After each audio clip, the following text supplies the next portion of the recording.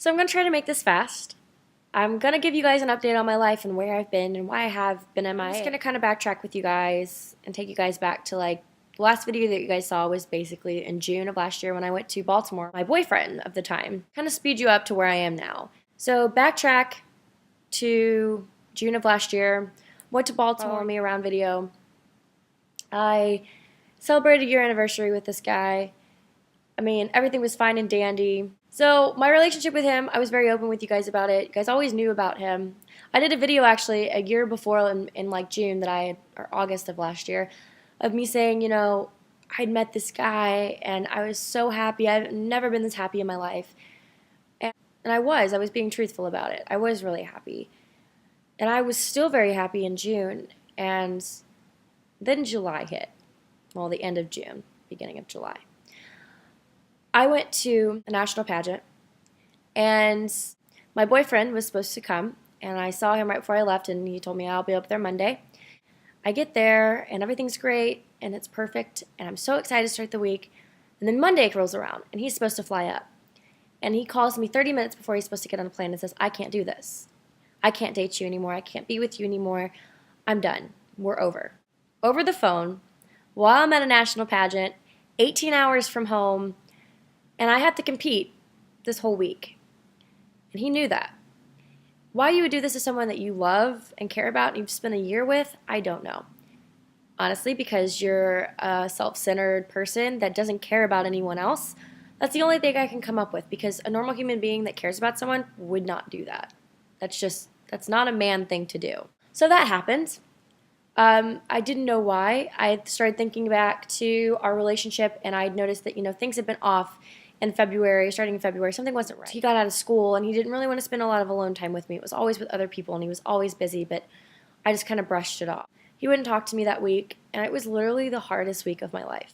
I've never felt pain like that. I've never felt this just heart-crushing, you don't know what to do pain. I didn't eat that week. I didn't sleep. I lost 10 pounds. I literally thought someone had killed someone that I loved. That's literally what it felt like. It felt like someone had died. And I was just sobbing, and I was heartbroken, and I couldn't sleep, and I was having panic attacks, and I never had panic attacks. But I'm proud to say that I stuck that week out. I competed. I had a week of hell, but I still did it. I didn't think that I could, but I did it. And he wouldn't talk to me that whole week. I came home. I finally had to call his mom because he wouldn't answer the phone. And keep in mind, this is a 20-year-old man, and he wouldn't answer the phone. So I had to call his mother. And she didn't even know what was going on. And so she finally got him to call me, and I was like, listen, we've dated a year. There's no way that you are going to get away with breaking up with me over the phone. Like, we are talking this out. Thinking maybe I could fix it. He had the audacity to blame everything on me and tell me that I needed to change all of this stuff. That literally, but he couldn't tell me one specific thing that I did or had done. It was just all random and so scatterbrained. He'd say one thing and then backtrack it with another thing. It was so confusing, and I had no clue what was going on. I was so confused. I was so heartbroken. I have never felt pain like that. I cried and cried and cried and cried, and I cried until I didn't think I could cry anymore. I just couldn't deal. I was depressed, and I didn't want to do anything. That's where I've been, honestly. So I tried to get over it this summer. I tried to take time to myself. I forced myself to go out, and I was doing something every night with my brother. Thank God I have my brother and my family, because that is where I was my whole summer. I had to have time with my mom. I had to have time with my brother. I spent every single day with my brother and my family. And so August rolls around, I'm in school, and they had rush week at school, and I was dreading this week because I knew there was going to be parties. I knew that there was going to be stuff going on at school that I was probably going to have to deal with him and see him. Thank God I didn't. So, also, let's backtrack a little bit, and this might give this away. My best friend, I told her the day after that he broke up with me about what had happened, and I thought that she'd be there for me because I was there when she went through something like this. I was there for her whenever she needed me. I was like, okay, I'm going to talk to her. She's the only one that knows I need to talk to her. I texted her, and she texted me back, oh my God, I'm so sorry, but I'm at a party and I'll talk to you tomorrow. What kind of best friend tells you that? When I would have dropped everything that I was doing if she had texted me that and called her to make sure she was okay. Especially someone that she knew that I loved and I had spent a year with. just out of the blue breaks up with you over the phone. So that didn't set right with me. You know, she texted me because she was leaving for college, and I was like, okay, like, I want to see you before you leave, and everything seemed fine with us. We didn't see each other, but, like, we texted, so now you guys are like, maybe piecing two and two together, but hold on, we'll get there. So I was at this party put on by my school, and I ran into a fraternity guy that wasn't in his frat that I was friends with. He was like, yeah, like, how's your summer been? I told him, I was like, oh yeah, I broke up with my boyfriend, dumped me, and just been trying to get over that. And he goes, oh yeah, he's dating your best friend. I was like, wait, what? And he's like, well, haven't you heard? Like, no. He goes, well, I might be wrong, but that's what I've heard. And I was like, oh. And I brushed it off. I was like, there's no way. And then I went out to lunch with a friend, and I dropped a comment to her. I was like, well, that's really weird, don't you think? And she brushed it off, and she's like, you know, I don't know about that. I don't know. I haven't heard anything. She also told me that day that my ex-boyfriend had come on to her, and this is my other best friend, and she's dating his other best friend, and he came on to her and tried to get with her and broke them up. To a party, and I ran into someone, and she was talking to me, and I kind of dropped. I was like, yeah, like, isn't this funny that this person said this to me about my ex and my best friend? Like, that's not true. And they like gave me this look, and right when they gave me that look, I knew. And they said, I'm so sorry. And I was like, what? And they're like, he was doing it when he was dating you.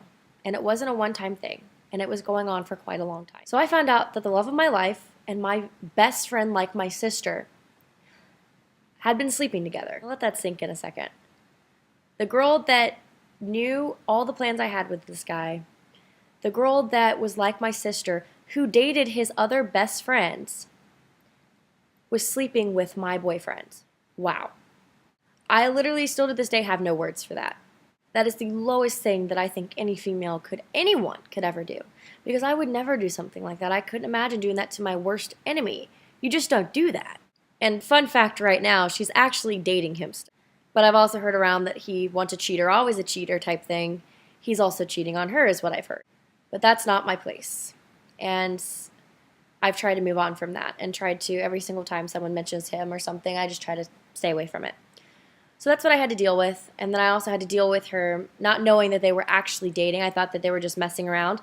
Him taking her to dances. And I would have people text me and be like, oh, he's brought her to a dance that he had me at previously the year before. And, you know, that hit me hard. And it was just every single time I picked myself up, someone would knock me down. So here we are. It is December 18th.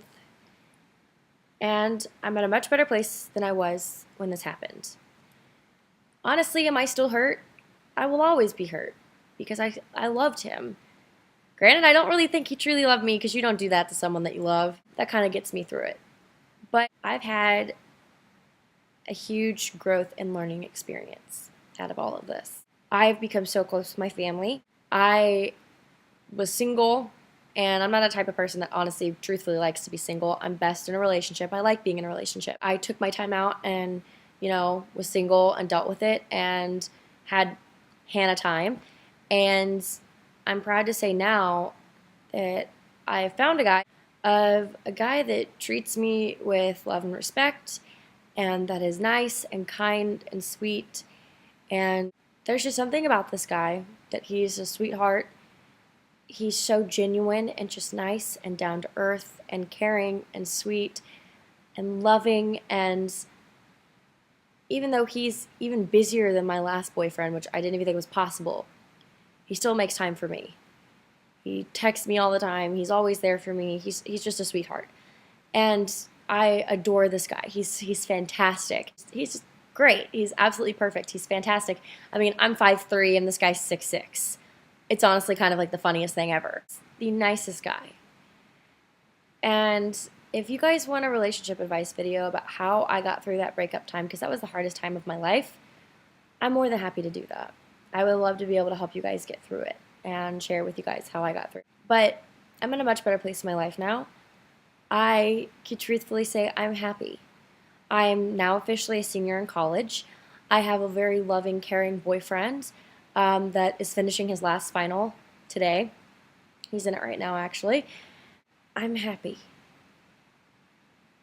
As hard as it was for me to get through hell, I'm finally happy.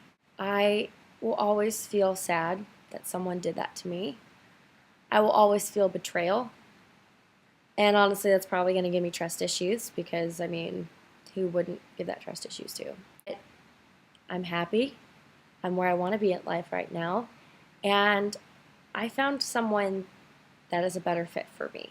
And I think that's always a positive and a plus. And quotes actually got me through this. All this heartbreak and hurt, and Pinterest is a magical thing. And of course I had shopping therapy, and that was great. Just me time, and that's where I've been. And I'm sorry I haven't, really done anything. I'm hoping now that I'm on break that I'll have time to do some stuff and maybe do some haul videos and stuff because I've been shopping a lot. Just kind of get back into things. And I figured that I want to share with you guys because it happened. I thought I was the only one that this happened to. I was just like, I felt so alone. I didn't know what to do. I was just blown out of the water. But as time went on, I realized I'm not alone. This happens to other girls. Actually, this happened to Megan Hart's makeup on here. I watched a video of hers the other day. Her boyfriend cheated on her with her best friend. So I was like, whoa, another person that happened to. It's not just you. It doesn't just happen to you. It happens to others too. And that's sad to say, but it does. And quotes really got me through this. I use some of my favorite quotes that really got me through this. Like this one is, new beginnings are often disguised as a painful ending. That is so true. This is one that I loved, and it says, as I look back on my life, I realized that every time I thought I was being rejected for something good, I was actually being redirected to something better. And that is so true. If I look back now, I was being directed to something better. And that is so true. And here is another one that sometimes the bad things that happen in our lives put us directly on the path to the best things that will ever happen to us. And when I was posting these and pinning these, I didn't know what was going to happen. This is that when I was doing these is like that during like the hardest part. It says, everything will be okay in the end. If it's not okay, it's not the end. God has a purpose for your pain, a reason for your struggles, and a gift for your faithfulness. So don't give up. And I love this one. There's so many that I love. Every flower must grow through dirt. Is something that I had to let go of this anger and this hatred. And it says, holding on to anger is like grasping a hot coal with the intent of throwing it at someone else. You are the one who gets burned. And that's by Buddha. And that really got me. Like a negative mind will never give you a positive life. And that's totally, totally, totally true. This is one that I love. It says, if you spend too long holding on to the one who treats you like an option, you will miss finding the one who treats you like a priority. And that is so true. And actually, I think this was my favorite one because I told my mom about this. Getting over a painful experience is much like crossing the monkey bars. You have to let go at some point in order to move forward. That was so true. And I love that one. And they also had this one that was really cute too. This is, before Alice got to Wonderland, she had to fall pretty hard down a deep hole. And I love that one. That one was great. I saw that I loved about, I guess it was a text message that a mother sent, and she says, every heartbreak is leading you one step closer to happily ever after. And that is so true. And honestly, with this new guy, I hope it works out. I hope that I've met Mr. Right and that I would be able to have this fantastic story about how we met and all this stuff. And I want it to work out because everyone wants their relationships to work out. But you know what? If it doesn't, I'm one step closer to happily ever after. And that's the mindset that I have to have from now on. So that was my catch-up on life. I'm a senior in college now. I'm done with this semester. I'm on Christmas break. I get to spend time with my boyfriend and my family and volunteer and all this fun stuff. So now you guys are caught up in what's been going on in my life. And I hope you guys have a wonderful, magical holiday with your family. I hope to be posting more videos. And I also hope that this helped you. And if you guys want a relationship video, feel free to leave a comment down below. Please don't forget to subscribe, leave comments of videos that you guys want me to do. It'll give me a boost of wanting to do more videos. And you guys have a fun, fantabulous day. Bye, guys.